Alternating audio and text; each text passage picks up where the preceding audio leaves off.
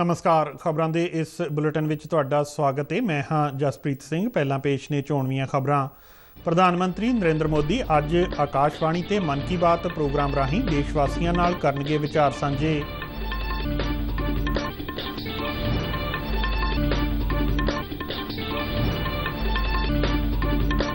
प्रधानमंत्री मोदी ने नवी दिल्ली सिखर सम्मेलन विच अफ्रीकी संघ नूं पूरी मैंबरशिप देण दा प्रस्ताव रखदिआं G20 मैंबर देशां नूं लिखी चिट्ठी।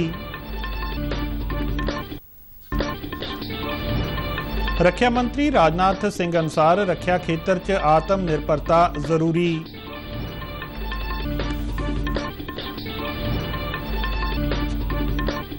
केंद्रीय गृह मंत्री अमित शाह गुरदासपुर विच एक रैली नूं करनगे संबोधन।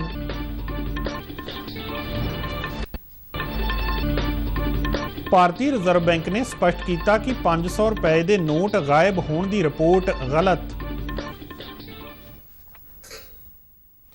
ते हुण खबरां विस्तार नाल। प्रधानमंत्री नरेंद्र मोदी अज सवेरे 11 बजे आकाशवाणी ते मन की बात प्रोग्राम राहीं नागरिकां नाल विचारां दी सांझ पाउणगे। मन की बात दी यह 102वीं कड़ी होवेगी। प्रोग्राम का प्रसारण आल इंडिया रेडियो और दूरदर्शन के समुचे नैटवर्क ते कीता जावेगा। इस तों इलावा news on AIR app, DD news और सूचना ते प्रसारण मंत्रालय के YouTube चैनलों ते भी मन की बात का प्रसारण होवेगा। प्रोग्राम के हिंदी विच प्रसारण तो तुरंत बाद DD पंजाबी ते मन की बात का पंजाबी अनुवाद प्रसारित होवेगा। आम तौर पर मन की बात प्रोग्राम हरेक महीने के आखिरी ऐतवार नूं प्रसारित किया जाता है, पर इस बार यह पहला ही प्रसारित किया जा रहा है। प्रधानमंत्री नरेंद्र मोदी वालों ट्वीट राहीं मन की बात के प्रसारण संबंधी सूचित किया गया है। प्रधानमंत्री नरेंद्र मोदी ने G20 समूह के नेतावां नूं पत्र लिख के भारत च हो रहे G20 सम्मेलन च अफ्रीकी संघ नूं पूरी मैंबरशिप देण दा प्रस्ताव दिता है। अफ्रीकी संघ ने G20 समूह विच शामिल होने की बेनती की सी। सूत्रां ने कहा कि प्रधानमंत्री इस मुद्दे ते अगे वध के सहयोग और समर्थन दे रहे ने।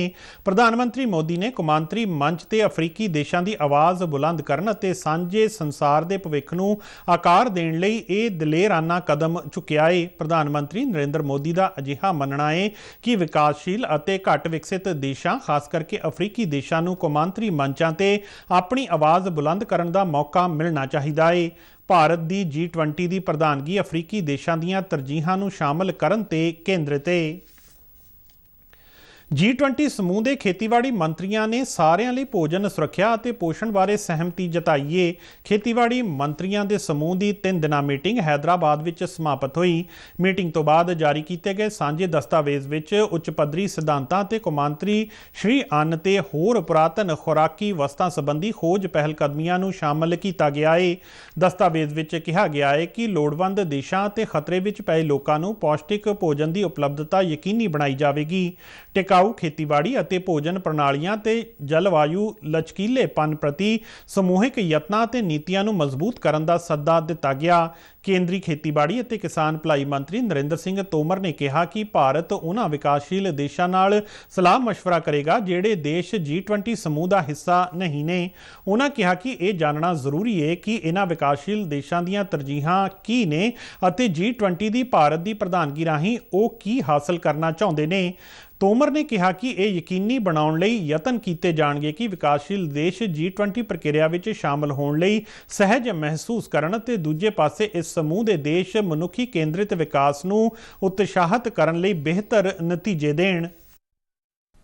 एक पृथ्वी, एक परिवार, एक भविष्य और दुनिया की खाद्य सुरक्षा और पोषकता के प्रति अपनी प्रतिबद्धता को दोहराया। डेक्कन सिद्धांत 2023 के प्रति सबने अपना समर्थन व्यक्त किया। रक्षा मंत्री राजनाथ सिंह ने कहा है कि रक्षा खेत्र में आत्मनिर्भरता जरूरी है क्यों जो तेजी नाल बदल रही दुनिया में उभर रहे नवे जंग के तरीके देश दीआं सरहदां लई दोहरे खतरे ने। राजनाथ सिंह ने लखनऊ में आत्मनिर्भर भारत रक्षा संवाद दौरान यह गल कही। उन्होंने कहा कि किसी भी प्रभुसत्ता संपन्न देश लई मजबूत और आत्मनिर्भर फौज जरूरी है जिहड़ी सरहद की राखी के नाल नाल देश की सभ्यता और सभ्याचार की भी राखी करती होवे। उन्होंने कहा कि प्रधानमंत्री नरेंद्र मोदी की अगवाई वाली वाली सरकार ये यकीनी बना रही है कि हथियारबंद फौजां विदेशी हथियारां ते उपकरणां ते निर्भर ना होण। उन्हां ये भी कहा कि एमरजेंसी विच आत्म निर्भरता ही असल ताकत साबित हुंदी है।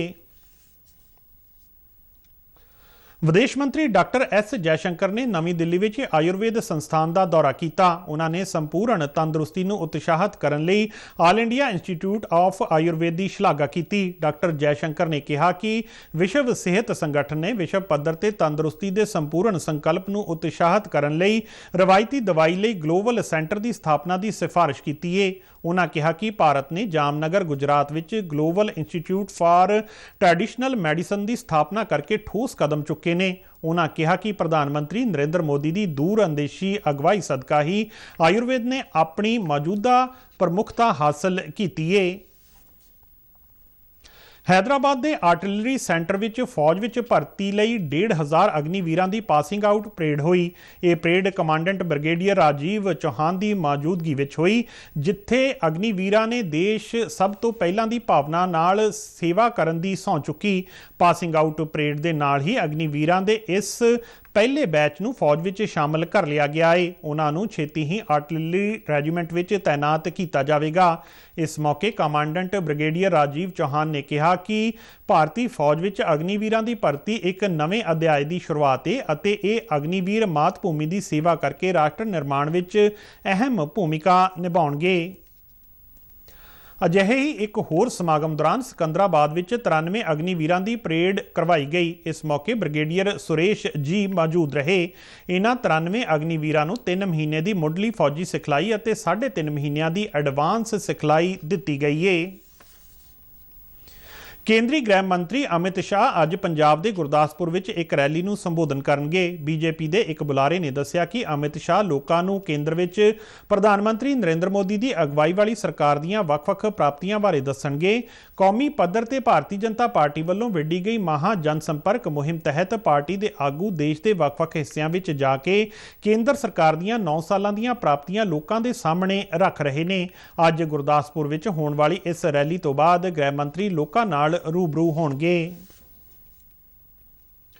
केंद्रीय मंत्री अर्जुन राम मेघवाल ने कहा कि मोदी सरकार किसानी नूं उच्चा चुकण लई वचनबद्ध है। उन्होंने कहा कि नरेंद्र मोदी की अगवाई वाली भाजपा सरकार वल्लों संविधान विच जो भी सोधां कीतियां गईयां ने वो लोकां दी बेहतरी लई ने, जबकि कांग्रेस अपने सौड़े सियासी हितां दी पूर्ति लई संविधान विच बेलोड़ियां सोधां करदी रही अते भारत की मूल भावना नूं खत्म करन दी कोशिश की।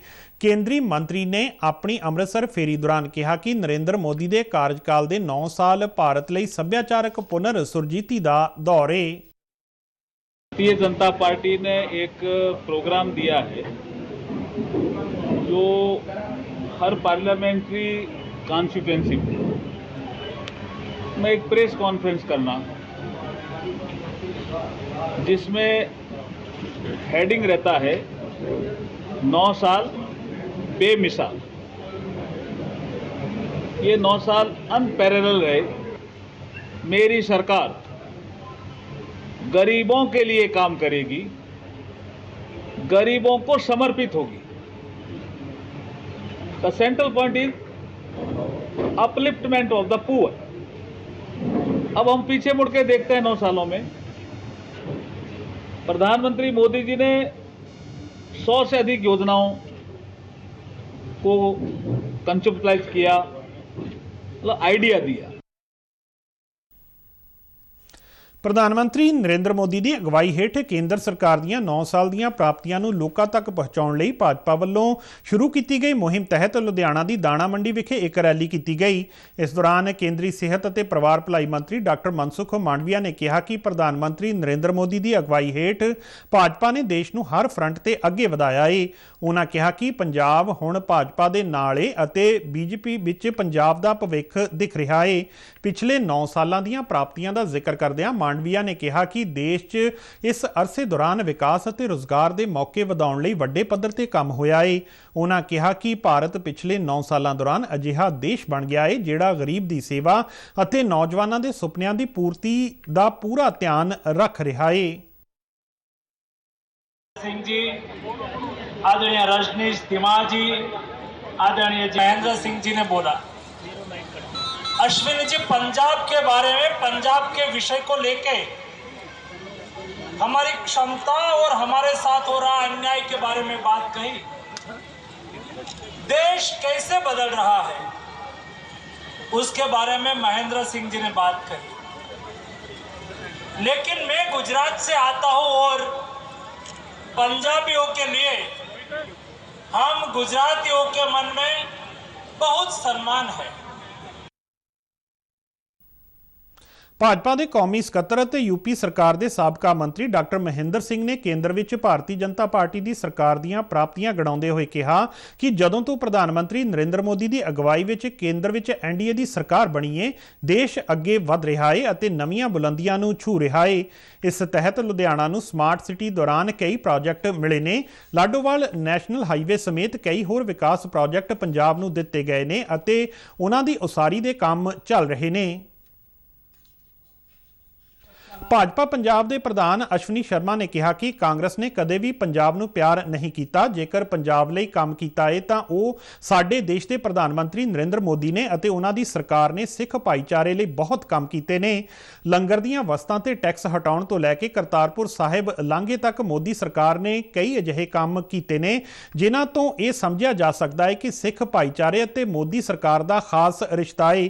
ਇਸ ਮੌਕੇ ਬੀਜੇਪੀ ਪੰਜਾਬ ਦੇ ਮੁੱਖ ਬੁਲਾਰੇ ਅਨਿਲ ਸਰੀਨ, ਸੂਬਾ ਮੀਤ ਪ੍ਰਧਾਨ ਅਤੇ ਲੁਧਿਆਣਾ ਦੇ ਇੰਚਾਰਜ ਰਾਕੇਸ਼ ਰਾਠੌਰ, ਸੂਬਾ ਜਨਰਲ ਸਕੱਤਰ ਜੀਵਨ ਗੁਪਤਾ ਸਮੇਤ ਕਈ ਹੋਰ ਉੱਘੇ ਆਗੂ ਹਾਜ਼ਰ ਸਨ। ਤੇ ਇਸ ਦੇ ਨਾਲ ਹੀ ਖਬਰਾਂ ਦਾ ਇਹ ਬੁਲੇਟਿਨ ਖਤਮ ਹੁੰਦਾ ਹੈ। ਇਜਾਜ਼ਤ ਦਿਓ, ਨਮਸਕਾਰ।